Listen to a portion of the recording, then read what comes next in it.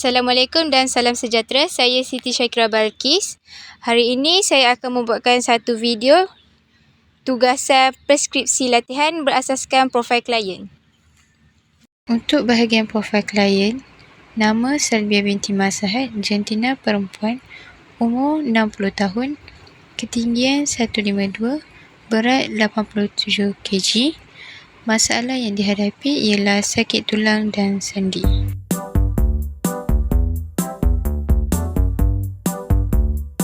Langkah sebelum memulakan latihan. Pastikan peserta menjalani saringan kesihatan ringkas PAR-Q. Pastikan peserta memanaskan badan sekurang-kurangnya 5 hingga 7 minit.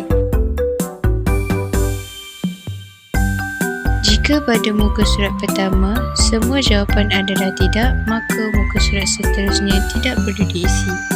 Jika terdapat jawapan ya, maka muka surat seterusnya perlu diisi. Pemilihan permukaan latihan. Pilih tempat yang sesuai seperti gym dan kawasan yang stabil serta selesa. Latihan 1. Brisk walk. Pertama, berdiri tegak dengan pandangan ke hadapan. Kedua, berjalan laju pada kadar sederhana lebih pantas daripada berjalan biasa. 3. Ayunkan tangan secara semula jadi. 4. Teruskan selama 5 hingga ke 10 minit atau mengikut kemampuan. Tujuan latihan ini melancarkan peredaran darah, meningkatkan kecergasan kardiovaskular serta memanaskan badan sebelum latihan lain. Latihan kedua, seated straight leg raise. Pertama, duduk tegak di atas kerusi dengan belakang lurus.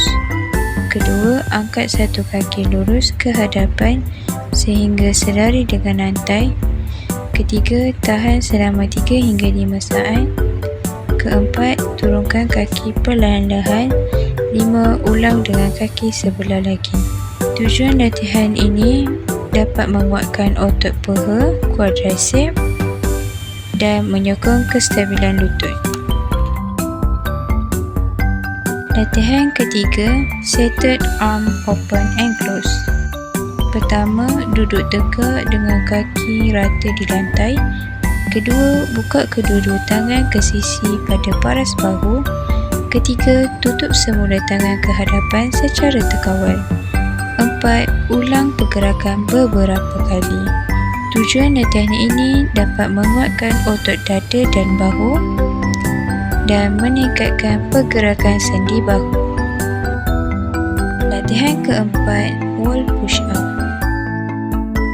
Pertama, berdiri menghadap dinding pada jarak 1 lengan. Kedua, letakkan tapak tangan pada dinding pada paras bahu. 3. Bengkokkan siku dan rapatkan badan ke dinding. 4. Tolak badan kembali ke posisi asal. 5. Ulang beberapa kali. Tujuan latihan ini dapat menguatkan otot dada, bahu dan lengan. Latihan kelima, seated side stretch.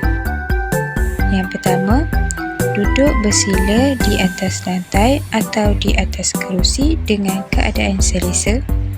Kedua, angkat satu tangan ke atas kepala dan bawa ke belah kanan ataupun kiri. Ketiga, bengkokkan badan ke sisi bertentangan. 4. Tahan regangan selama 10 hingga ke 15 saat. 5. Ulang ke sisi sebelah lagi.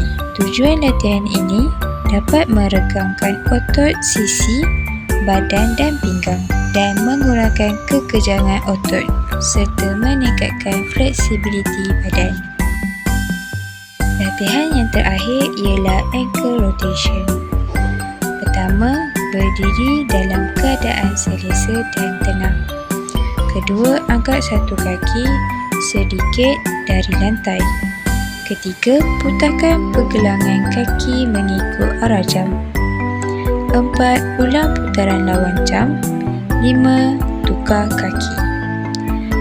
Tujuan latihan ini dapat meningkatkan mobiliti pergelangan kaki dan melancarkan peredaran darah ke bahagian bawah serta mengurangkan risiko kecederaan buku lalu. Langkah keselamatan selepas melakukan latihan. Pertama, lakukan penyejukan badan iaitu cool down. Kedua, rehat secukupnya. Ketiga, minum air secukupnya. 4. Pantau tahap kesakitan. 5. Elakkan pergerakan mengejut. Yang keenam, gunakan sokongan jika perlu seperti kerusi, dinding atau alat bantuan. Latihan ini perlu dibuat setiap hari untuk kekal aktif. Bagi senaman kardio, 3 hingga 5 kali seminggu. Kekuatan dan fleksibiliti 2 hingga 3 kali seminggu. Sekian, terima kasih.